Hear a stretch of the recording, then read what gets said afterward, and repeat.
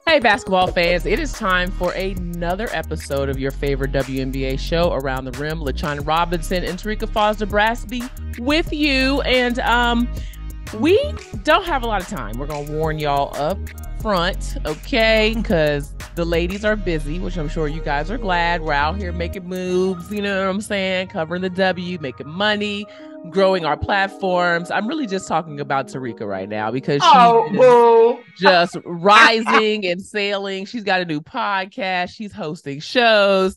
We are happy for the girls. Okay, Terrika, you are. Can we? Okay, I'm so happy for you. You deserve the world. So so this is going to be a little bit of a short show. I was the one that was late. My flight got in late from New York, but we're going to talk about the finals. We are going to table a few topics that we would love to get into. We're just not going to be able to on this episode. Congrats to Teaspoon, hired as the new head coach of Chicago. We'll get into that next week. We still haven't talked about the new Terrika Hamby situation happening, legal situation. All WNBA teams were supposed to be announced today. They'll actually be announced Sunday on WNBA Countdown, 2:30 Eastern on ABC. So join us for that. So that's everything we're not talking about. What we are talking about, Terrika, is the Las Vegas Aces. What the world? I don't know that I have ever seen a more dominant, I know I haven't seen a more dominant finals performance by any team, at least where I've been in this space where I have this level of knowledge of basketball. I'm going to read you a statistic. The 2023 Las Vegas Aces have won their first 7 playoff games by an average of 17 points. If that stands, it would be a WNBA postseason record. Their 21.9 net rating is second only to the 97 Houston Comets. So they are on pace to set a record. The Lynx held the previous record for winning average with 15 points, and that was 2013. But they just beat the New York Liberty in game 2 by, see how good my math is, 28 points. 28-point margin of victory in a finals game, Terrika. And at one point led by 32. At one point led by 32. What we're seeing from the Aces is just mind-blowing. I'll let you start. Are you more impressed with the Aces or more disappointed in the Liberty? I am. God, can I be 50-50? Because No. I don't think that there's a way that you cannot be impressed with the Aces. Like there's just no way you can't be. Yeah. It's and you know, if you remember last week when we were talking on the show, I said I thought that this was going to be a point guard battle, right? Where I was like, I can't wait to see, you know, how Sloot and Chelsea Gray are going to match. The Aces said, hold up, Terrika, we'll do you one better. We'll give you more than Gray. We're going to give you Jackie. We're going to give you Kelsey. Yeah, game 2, not Jackie. Game 2, Chelsea Gray and Kelsey Plum accounted for 71% of the Aces' first quarter, either be it by assist, either be it by scoring themselves. It was like, what?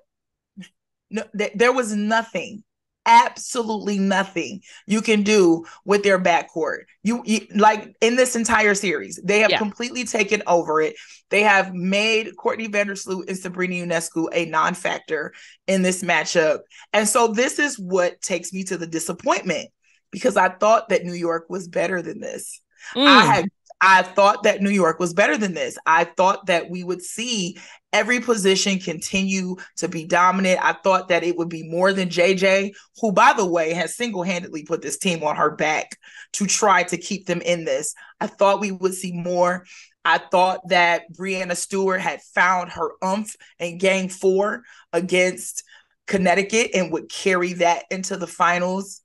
Still hasn't quite done that. As a matter of fact, I just read a stat that that says that Liberty forward Breanna Stewart finished with a double-double of 14 points and 13 rebounds, which ends her stretch of 7 consecutive WNBA Finals scoring at least 20 points.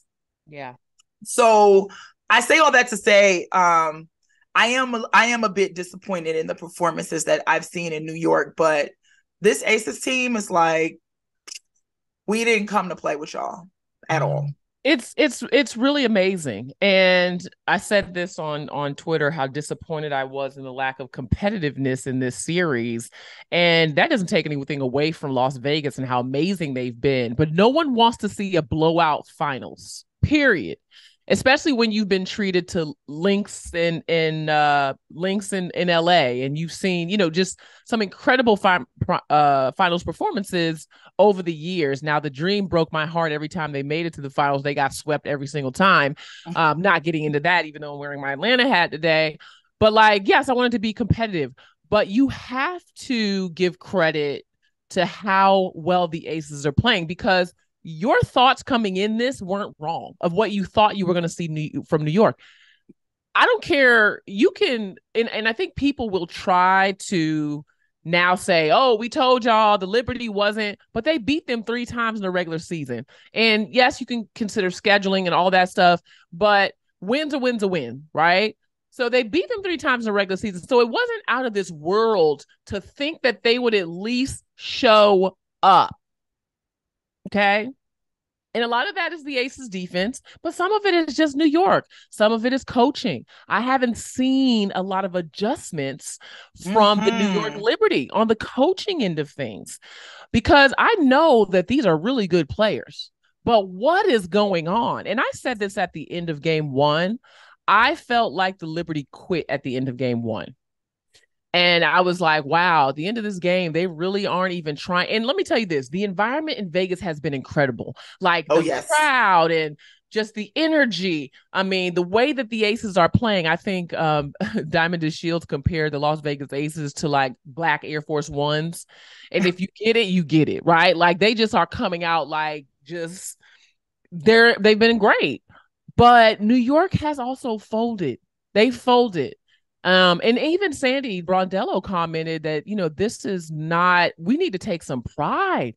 Yes. Like, this is embarrassing, especially a team representing the city of New York. You got to pull your bootstraps up. And I'm probably overreacting because we're only 2 games in, but from what I've seen from the Aces, this series could be over Sunday, Terrika. And so I turn to you, like, is this series over on Sunday? I don't want to be wrong, but I don't want to say yes. I feel like at the very least, New York has to try to show up for their home crowd, right? It was a must win on Thursday. It was a must win. No team has ever come back down 0-2 to win. So winning might be out of the question. But you got to, at least to Sandy's point and to your point, you got to have some pride. You can't go out swept, because the last team, somebody gonna fact check me out here, I know, but I am really having flashbacks to the Seattle-Washington finals, where that finals, where it was just like, we know that y'all are here, but this just like this Washington, I remember that seemed so completely overmatched. They're not like, it was just like they were playing at George Mason. They played the game 3 at like George Mason or something like that. It was like, was that like 2018? I want to say it was 2018, because then they came back the next year and won. And won again. Exactly. So it was just like, you kept thinking to yourself, like, there is no way this Washington team is going to beat the Seattle team. And I started to feel that towards the end of game 2, where I was like, now, come on, New York. So I am thinking you go back home to New York. You have a couple of days to really work on finding your footing, because to me, the adjustment that needs to be made isn't really an adjustment at all. You got to be able to score the basketball in New York. And that's nothing that you like. You're not intentionally trying to not score. You're not intentionally trying to not shoot well. You're trying to do those things. It's just not happening for whatever reason, outside of the fact that Las Vegas is just playing some incredibly efficient defense. And they've done that all year long. So it's hard for me to say what adjustments they can make that will actually work, because the biggest adjustment isn't one that you can go into a game and just do. It just has to happen. Well, and you're right, because at the end of the day, let's be honest, Las Vegas has the best backcourt in the WNBA, hands down. So even when you are at your best, beating them, like, they have to beat themselves. And that's why one of my X factors coming into this was Kelsey Plum and Chelsea Gray, because I'm like, you got to get to them. Like, you got to make them make mistakes, take bad shots, etc. This is the most mature basketball I've seen Kelsey Plum play in her entire career, going back to Washington. She is very poised. She is under control. She had 23 points, 8 assists. Plum's moving the ball. She's making good decisions.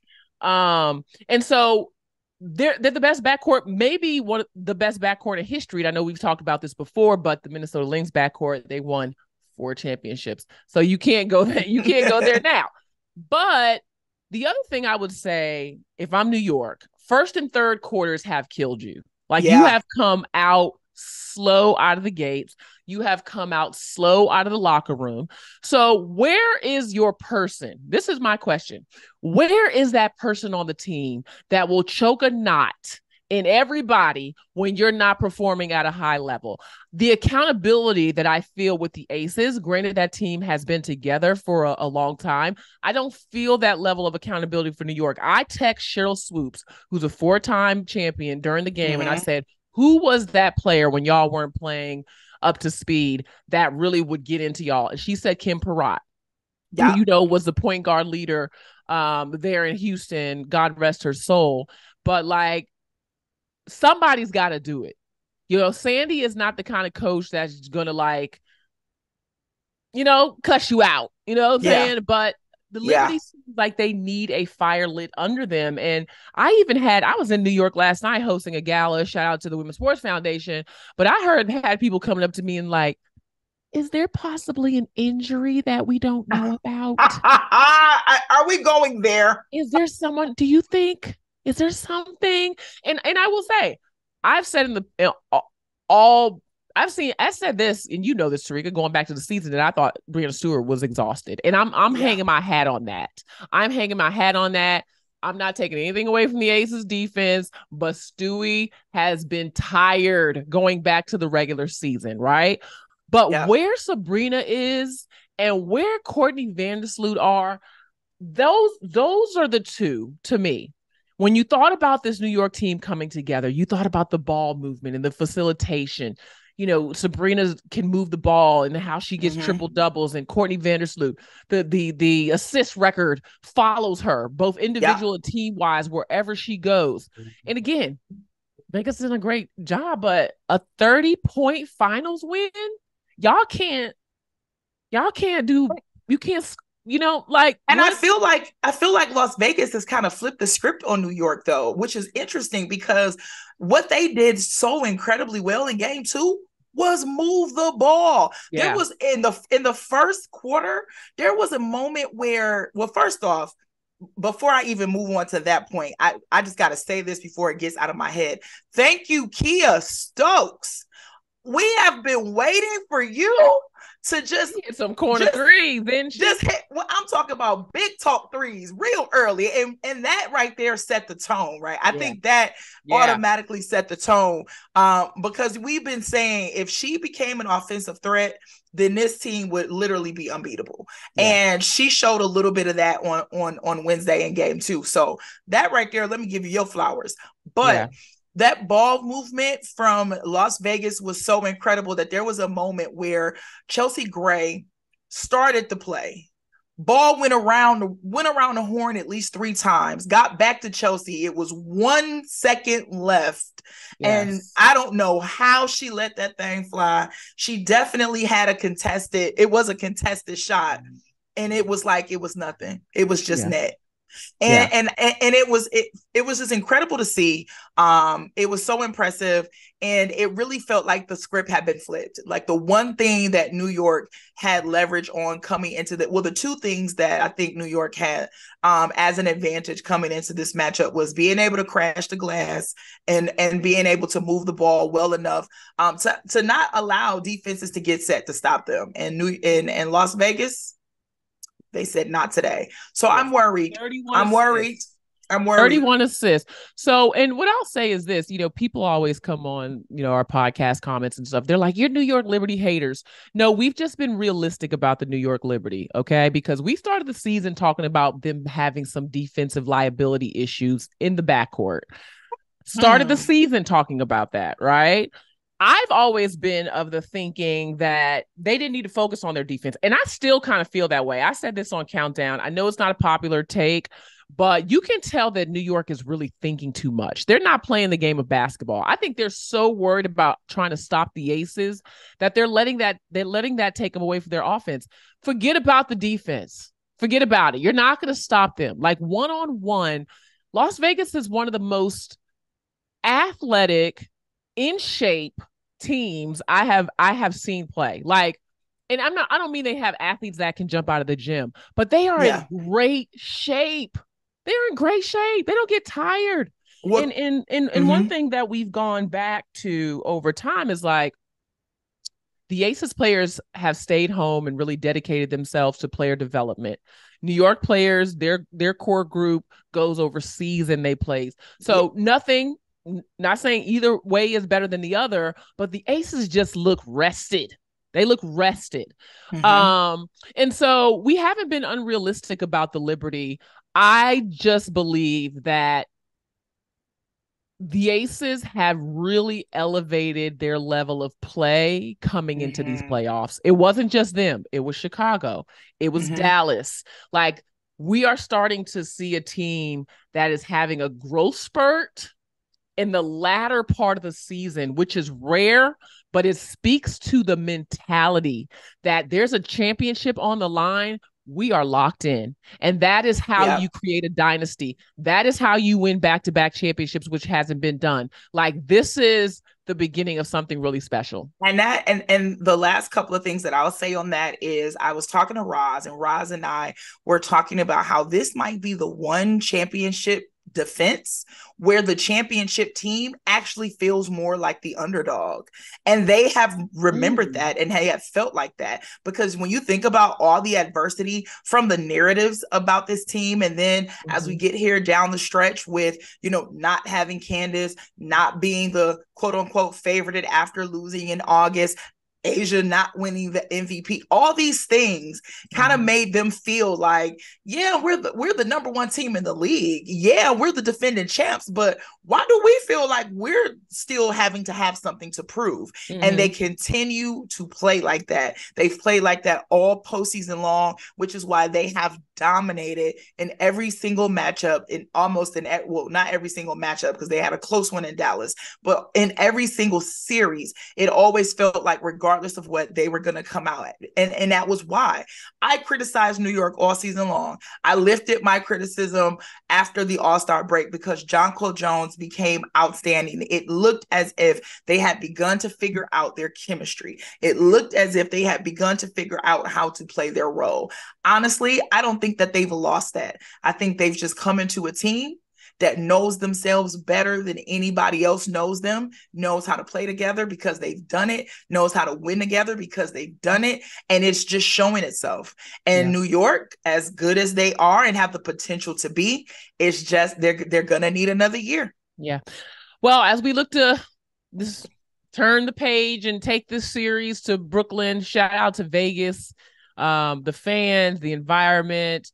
Their crew, my girl Deandra there doing her thing on the game. Make sure y'all go to Anscape to check out the feature that I just dropped on her today. Yeah. It was magical. So we appreciate y'all. I think it's over, T.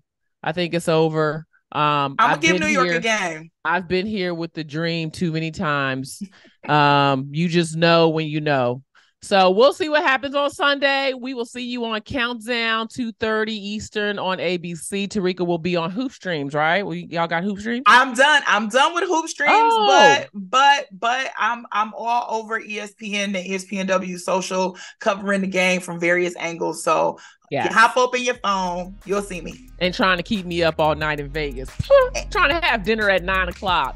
Get your girl.